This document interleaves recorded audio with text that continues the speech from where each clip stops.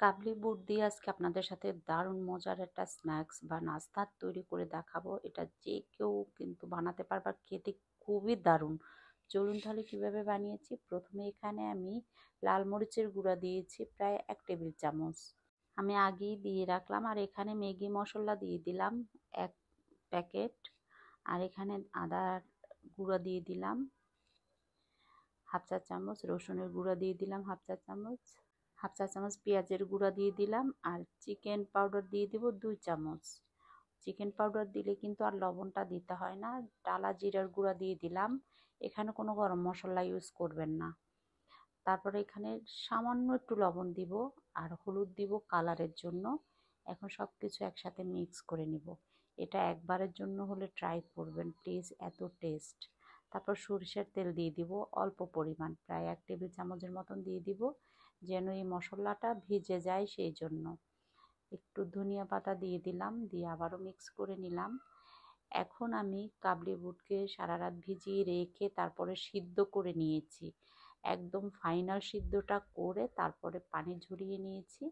এখন এইখানে দিয়ে দিলাম। আপনারা যে যতটুকু ভাজবেন ঠিক ততটুকু নেবেন। এখন এখানে মিক্স করে নিব। ভালো করে মিক্স করে নেবেন যেন মশলাগুলো একদম কাবলি বুটের মধ্যে গায়ে লেগে লেগে যায়, মানে আঠা আঠা হয়ে যেন লেগে যায়, সেদিকে খেয়াল রাখতে হবে। এই যে দেখেন হয়ে গেছে মিক্স করা, ঠিক এরকম মিক্স হয়ে যাবে। এখন এইখানে দিয়ে দিচ্ছি কর্নফ্লাওয়ার। 2 চামচ দিয়ে দিব কর্নফ্লাওয়ার আর 1 চামচ দিয়ে দিব আমি আপনার ময়দা। আর ওই যে একটু বড় চামচ দেখে নেবেন, তাহলেই আন্দাজটা বুঝে যাবেন। ঠিক এরকম কিন্তু আঠা আঠা হয়ে যাবে। এভাবে করেই কিন্তু নেবেন, এর চেয়ে আর বেশি কিছু নেবেন না, যেন ঝরঝরা হয় সেদিকে খেয়াল রাখবেন। আর যেন একদম মেখে যায়, দরকার হলে একটু রেখে দিবেন, তাতে করে কিন্তু ভালো করে এই যে কাবলি বুটের গায়ে লেগে যাবে। এখন আমি ঠিক এভাবে নিয়ে তেলের মধ্যে ছেড়ে দিব। আর তেলটা কিন্তু অবশ্যই গরম থাকতে হবে।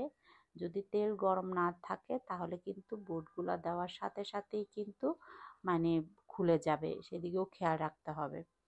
এখন কিছুক্ষণ নাড়াচাড়া করার পরে সুন্দর একটা কালার আসলেই কিন্তু নামিয়ে ফেলতে হবে। যেহেতু বুটটা সিদ্ধ করা মানে হতে বেশি সময় লাগবে না। আমার রেসিপিগুলো যদি ভালো লাগে অবশ্যই আমার পেজটা ফলো করে দিবেন, ভিডিওতে একটা লাইক দিয়ে দিবেন, বেশি বেশি শেয়ার করে দিবেন। আর দেখেন একদম ঝরঝরা হয়েছে, কত সুন্দর।